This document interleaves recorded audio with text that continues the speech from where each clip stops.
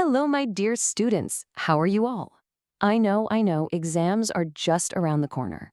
So, today, let's do a quick revision of a really touching chapter from your Vista's textbook, Memories of Childhood. It's about two brave young girls, and I promise, by the time we're done with this, you'll have a crystal clear understanding of their stories. So here's our game plan. First, we'll meet the two main characters. Then we'll dive into each of their stories one by one. After that, we'll connect the dots and see what they have in common. And finally, we'll tackle some important questions for your exams. This will make everything super easy to remember. Ready? Cello, let's begin. Okay, so this chapter is actually made of two powerful, real-life stories. First up, we have Zitkala-Sa. She was a Native American woman, and her story takes us back to the late 1800s. And then we have Bama, a Tamil Dalit writer from right here in our own country. As young girls, both of them had to face a world that was, well, pretty harsh and unfair. Let's start with Zitkala-Sa's story in America. Just imagine this for a second. You're a little girl, taken away from your mother, and put into this strange new boarding school. Her very first day was freezing cold, snow was everywhere. But it wasn't just the cold weather. It was the coldness of the place, of the people, that really got to her. That first day was a complete culture shock for her. There were these loud, clanging bells, the sound of strange shoes on the floor, and everyone was speaking a language she just couldn't understand. Even eating breakfast had all these weird rules she didn't know. It's no surprise she felt like her spirit was completely tied down, just wanting to be free. But the absolute worst part was yet to come. Her friend, Juduin, came and told her that the school was going to cut their long, beautiful hair. Now for us, a haircut is no big deal, right? But for Zitkala-Sa's people, it was a huge deal. Short hair was a sign of shame. Only cowards or prisoners of war had their hair cut. Her long hair was her pride, her identity. So what do you think this little girl did? Did she just accept it? No way. She had the heart of a fighter. She decided right then and there, no, I will not submit. I will struggle first. So she decided to hide. She refused to let them just take away her culture without a fight. Just think about that courage. But sadly, her little rebellion didn't last long. They found her hiding under a bed, dragged her out, kicking and scratching. They tied her to a chair. Can you even imagine how terrifying that must have been for her? And as she felt those cold scissors on her neck and they snipped off her braids, something inside her just broke. She says, "Then I lost my spirit." In that moment, she felt totally defeated, like she wasn't a person anymore. She felt like just one of many little animals driven by a herder. It's a truly heartbreaking moment, isn't it? All right, now let's leave the cold of America and travel to a bright, noisy village in Tamil Nadu. This is where we meet Bama. She's a young girl just walking home from school.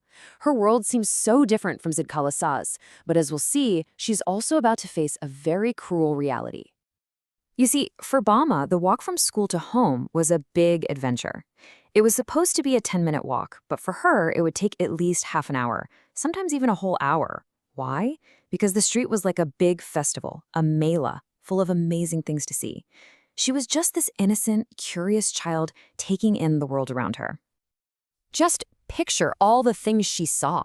A monkey doing tricks, a snake charmer, stalls selling all kinds of sweets and snacks, the temple bell ringing, so many things. She'd just stand there and watch everything, completely lost in her own little world, with her school bag hanging from her shoulder. Then one day, she saw something she thought was hilarious. An elderly man from her community was carrying a food packet, probably some vades, for the landlord. But the way he was carrying it, it was so strange.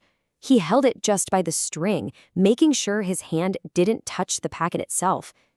To little Bama, this was the funniest thing she'd ever seen. She almost burst out laughing right there on the street. I mean, a grown man carrying a tiny packet in such a funny way. Why would he do that? That's what Bama was wondering. In her innocent mind, she just thought, maybe if he holds it like that, the vadas will fall out. But once she got home and told her older brother, her Annan, all about the funny man, he didn't laugh. He explained the horrible truth. It wasn't funny at all. It was because of untouchability. Because the landlord was from an upper caste, he believed the food would become polluted if someone from their lower caste touched it. And just like that, Bama's laughter vanished. It was replaced by this deep sadness, and then a burning anger. So now we have two stories, right? From totally different parts of the world, different cultures. But do you see the common enemy here? It's prejudice. It's discrimination. Both Zitkala-Sa and Bama were just kids who became victims of a system that was designed to make them feel small, to make them feel inferior. Let's quickly compare them. This is very useful for your long answer questions, so pay attention. For Zitkala-Sa, the discrimination was about her race and her culture. For Bama, it was about the caste system. The big incident for Zitkala-Sa was the haircut, and for Bama, it was seeing that food packet. See how their first reactions were different? Zitkala-Sa thought back, while Bama just laughed. But in the end, their feelings were so similar. Zitkala-Sa felt humiliated, and Bama felt angry. Remember this table, Beta? It will really help you. So, did these terrible experiences break them? Did they just give up? Absolutely not. In fact, these painful childhood memories planted the seeds of rebellion inside them. Both of these girls grew up to become powerful writers and activists, fighting against the very same injustice they faced when they were small. You see, both girls went through a similar journey. It starts with a painful, unfair experience that leads to a realization, an understanding of the prejudice that caused it. And finally, that understanding sparks a fire in them, a decision to fight back and demand change. And this brings us to the most important message of the entire chapter, which comes from Bama's story. Her Annan gave her the ultimate weapon to fight back. And what was it? Education. He told her, because we are born into this community, we are never given any honor. But if we study and make progress, we can throw away these indignities. What powerful, powerful advice. All right, my dear students, let's switch to exam mode now. We're going to look at some common questions from this chapter. So focus, okay? This will really help you score well. Okay, here's a very common 2-mark question. What is the common theme in the two accounts? Just take a second to think about everything we've talked about. What's the one big idea that connects both stories? Here are the points you should write. The main theme is social discrimination and prejudice. You can say racial prejudice for Zitkala-Sa and caste prejudice for Bama. Both stories show how marginalized people are oppressed. They also show the spirit of resistance, and finally, how childhood innocence is lost because of the cruelty in society. You write these points, you will get full marks for sure. Now for a very important 3-mark question. How did Annan's words influence Bama to fight the caste system? This one is all about the solution, the way forward. The answer is so simple, yet so powerful.